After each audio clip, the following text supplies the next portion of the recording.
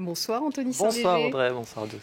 La première Infox nous emmène au Burkina Faso ce soir. Oui, regardez le type de publication qui se partageait sur Facebook il y a quelques jours. Cette photo d'un enfant en costume militaire avec ce type de commentaire. L'idée qu'il a été décoré par les autorités de son gouvernement pour son acte. De quel acte s'agit-il ? Eh bien, il aurait abattu un drone français donc au lance-pierre. Le 20 novembre dernier, on est à Kaya, au Burkina Faso. Drone qui filmait le convoi militaire français bloqué plusieurs jours par des manifestants et qui faisait route vers le Mali. On en a largement parlé sur notre antenne. Il y avait aussi ce type de publication, par exemple, sur Twitter ici, qui montrait une foule qui le portait en triomphe, cet enfant en question. Et puis à chaque fois, un nom qui ressort, Aliou Sava Dogo. Cet article burkinabé, vous voyez, fait la une en évoquant cette histoire avec sa photo, évoque un coup de maître, et ce reportage d'une télévision burkinabé fait aussi l'écho de cette histoire, et le titre de la vidéo YouTube, un héros contre le terrorisme français au Sahel.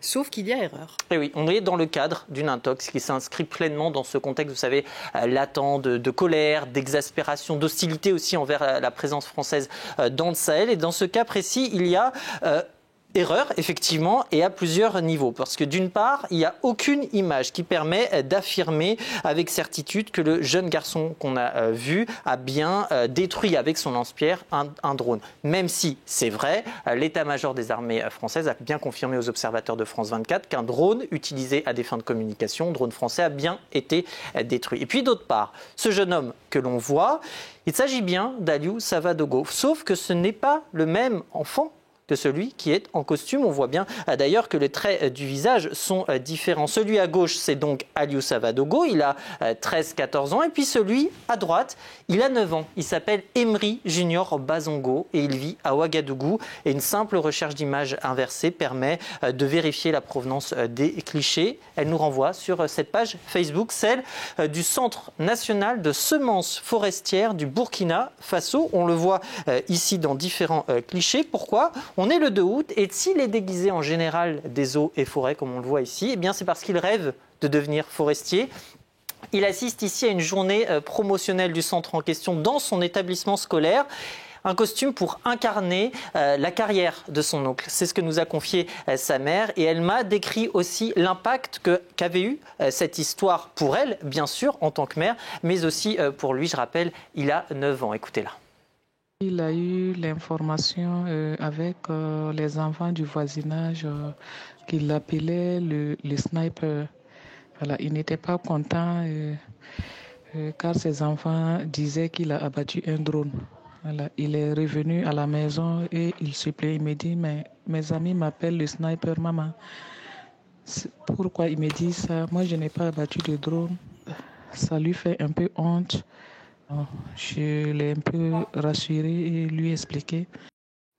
Et on salue Junior Bazongo qui est pris malgré lui dans cette histoire. Rien à voir maintenant, on évoque maintenant le premier meeting de campagne d'Éric Zemmour.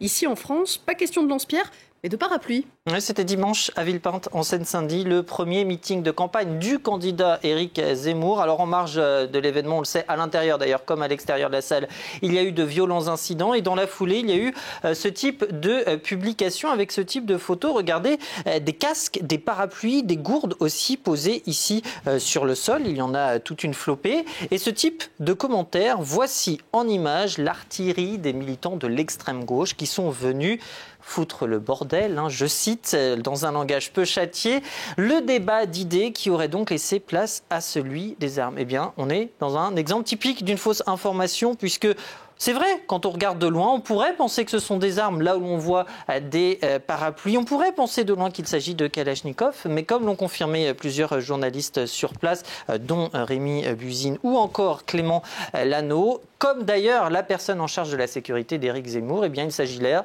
d'objets interdits pendant le meeting, ceux qui ont donc été confisqués, consignés par le service de sécurité. Alors le tweet a-t-il été intentionnel ou non? En tout cas, le tweeto à l'origine a fait son mea culpa. C'est une fois de plus une bonne leçon pour nous tous. Il faut vérifier avant de partager.